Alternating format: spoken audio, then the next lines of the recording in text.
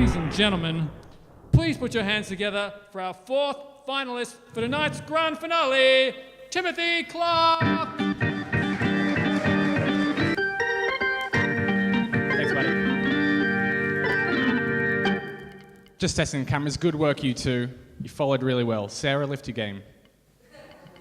This is Channel 31. This is the big leagues. Where should I start? I got into a fight with my mother the other day.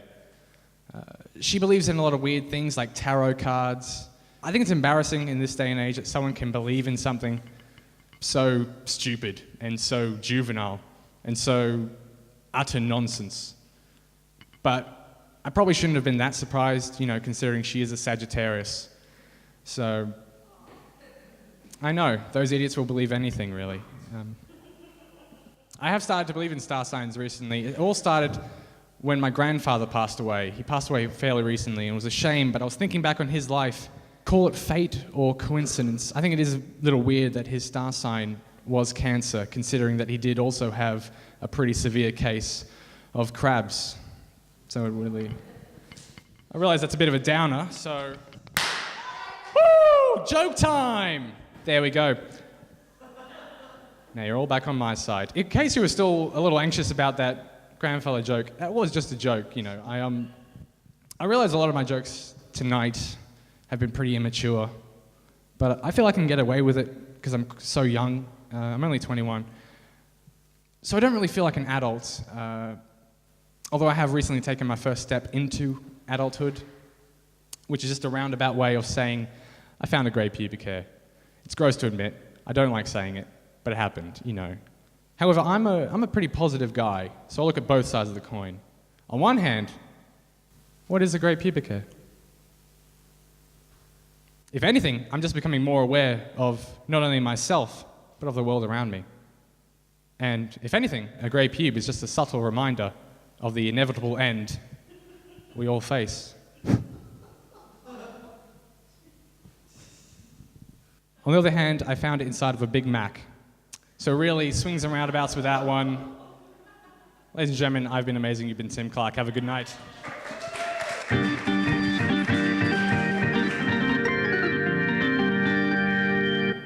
Doc, you can leave the castle to H.A.N.S. He's probably going to need it more than I will anyway. You are so full of it, Linus. You're just trying to win Papa over with your apparent selflessness. He's just toying with his H.A.N.S. This is just another one of his experiments. But the castle was always going to you. You're just an extension of the doctor's ego.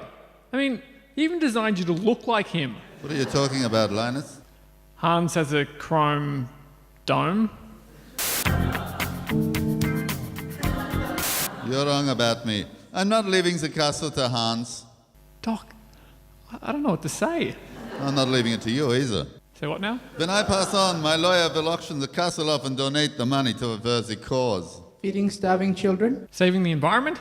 No, building a giant statue of me in my hometown, a monument to my genius. Dr. Frederick Wolfgang Krackup, tackling the big issues of our times. Yes, Hans, you are my rightful heir. To you I will leave the rest of my savings, assets and belongings. What do I get? You get my coin collection. How much is that worth? Let's see. About 20 cents. Wow, Linus. With that much loose change, you can buy some bubble gum and get it stuck in your braces. H.A.N.S, I'm beginning to suspect you're a closet bracist. But ladies and gentlemen, it is time to hear from our fifth and final contestant for tonight's show. So please put those slappers together for Emily O'Loughlin. Thank you, Mr. Music. A round of applause for Mr. Organ Man. Thank you very much, ladies and gentlemen. Thank you. Thank you. Thank you very much. Lovely to be here, ladies and gentlemen. My name is Em. That's actually short for Emily. It's not just like the letter M. It's not like I've got parents who are James Bond freaks. It's not like I've got a brother called Q or a sister called Galore to her face. I've lived all over Australia, ladies and gentlemen. One of my favourite places that I've ever lived was a place in FNQ, far north Queensland. I lived in a place called Banana. I know. A lovely place to live. Difficult to leave, you know what they say. You can take the girl out of Banana, but you can't take the banana out of the... Perhaps should have thought that one through a little bit. But I tell you what, Australia has got some very, very saucy place names. For example, in New South Wales, you can drive straight from Peter's Pocket, through Hidden Valley, right up to Pleasure Point. But I have travelled all over the place. I actually went to London. The very first time I went to London was at about 2001. And I've got to say, I had a great time, but the exchange rate on the Aussie dollar sucked. But then I got back to Melbourne. I thought, hang on, the exchange rate on the Aussie dollar is worse here in Melbourne, from suburb to suburb. You think about it, $100 in Toorak, that'll get you what, half a haircut?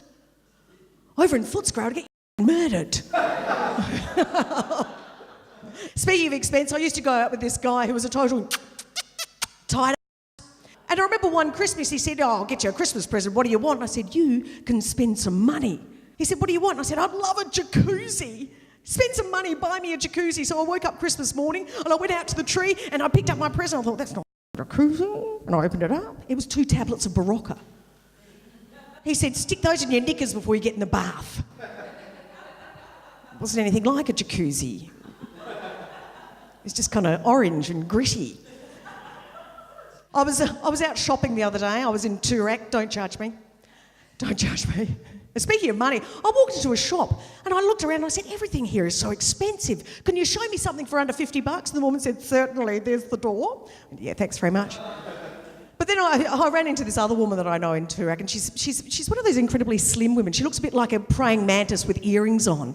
And she said to me, oh, hello, Em. You look like you might have popped on a couple of kilos. How rude is that? I know. And after I stabbed her, I thought, now hang on a minute. Now, I had the opportunity to be rude to her, but I wasn't. I mean, she was coming out of the dog grooming salon. I could have said, I love what they did with your hair, but I didn't. Ladies and gentlemen, you've been terrific. I hope you've enjoyed Krackup Lab. See you all soon. Thank you.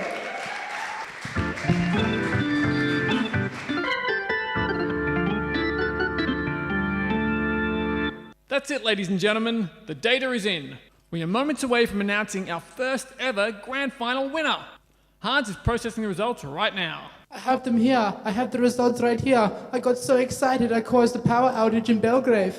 On an average of 8.9 decibels, please welcome back to the stage, Timothy Clark. On 12.0, Doug Gordon. On 12.1, Mayumi Nabetsu. Now, let's welcome back to the stage our top 2 finalists for tonight, Lauren Buck and Emily O'Loughlin. Oh, you can feel the tension. Our second biggest score for tonight was 13.1. But ladies and gentlemen, oh, it's so close. On 13.4, please go absolutely stark raving mad for the winner of tonight's Krackup Lab, Emily O'Loughlin!